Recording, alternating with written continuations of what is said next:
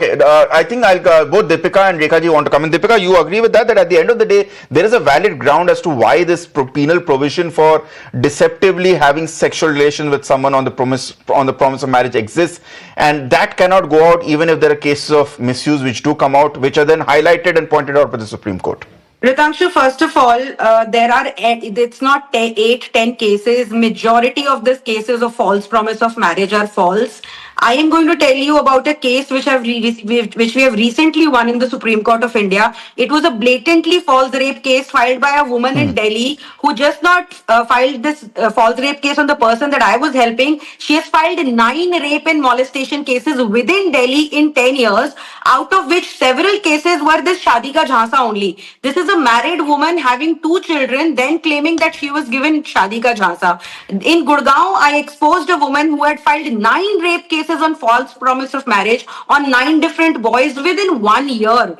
There are several such cases that are happening across the country. You consensually have sex, you consensually have a relationship, and then because you do not have any evidence to prove that the man did anything wrong to you, you make this up as इसने तो मुझे शादी का झांसा दिया था. No evidence required, Ritangshu. Please mark this point. No evidence required. Just testimony of a woman. Just a mere statement that he gave me shadi ka jhansa gets a man behind bars. He spends years or months in jail. He is immediately arrested for such a serious offense, and then after years and years he is acquitted and he is turned innocent, and nothing is given to him as compensation for his entire life being destroyed. And to the to point of Khushbu ma'am, just day before yesterday there's a guy 40-year-old who has died by suicide because a married woman got him into a relationship saying she's single, and then she was deceiving him. Could that man have gone and filed a rape case? If men would have gone and filed rape cases like this, women's rights activists would have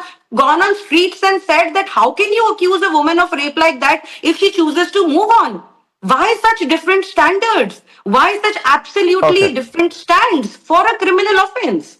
And no punishment, by the way, no punishment whatsoever. Even in this case that Supreme Court decided, I have read the entire judgment. It is a blatantly false case, which was given the shield of false promise of marriage. There are several lies that the woman said in the complaint, which are very, very visible and practically seen. But no punishment. Why? If a rapist is punished, should the women who are filing false rape cases not be punished? Why our courts are having such different stands in these cases? A criminal is a criminal. If a man deceives a woman, okay, punish him. What is the punishment for a woman if she deceives a man? Nothing. We are in 21st century. Fair Let's enough. talk neutral if we are really talking about The point. No. Okay.